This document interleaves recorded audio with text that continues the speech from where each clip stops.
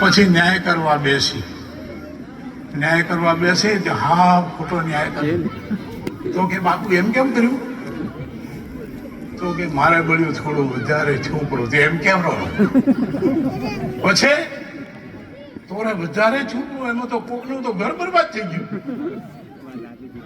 બીજી જગ્યાએ વરે લોચો માર્યો કે બાપુ એટલે એમ કેમ છે? મારે આજ મેં તું આવ્યું તારે આવે નતું બીજા રે તું તારે થડે તું બીજા રે તું. એ ભાઈ ઘરે બેહી રે ઘરે ની કોણ તારું સમાજનું લોહી મત પીઓ. મને ખરેખર આવા લોકોથી બહુ નફરત છે. આ ફરીથી કહું છું, મને નફરત છે. કારણ કે એમના છોકરાની એ ચિંતા નથી કરતા, ઘરની એ ચિંતા નથી કરતા.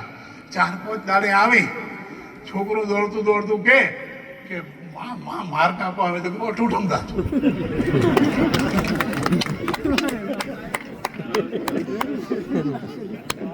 મળ્યો એ અવતાર શું કામનો? અને યુવાનોને કહું છું, આપણે યુવાન હોઈએ અને આપણા મા બાપ મતતા હોય ને આપણે ભૂઈ રહેતા હોઈએ અથવા એમની આંખમાં આંસુ હોય તો એ યુવાની ન કહેવાય. અને તમારા ઘરમાં જે આવેલી કોઈ છે બાઈ અગ્નિની સાક્ષીએ ફેરા ફરીને આવી છે, એને જો તમે દુખી કરશો તો તમારા ઘરમાં લક્ષ્મીનો વાસ ક્યારેય નહીં હોય. એને લક્ષ્મી રૂપે જોજો. એ અબળા નથી.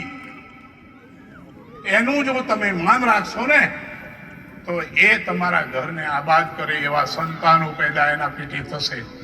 પણ જો તમે એને રડતી રાખશો, દુખી રાખશો, ક્યારેય સુખ અને શાંતિ નહીં આવે.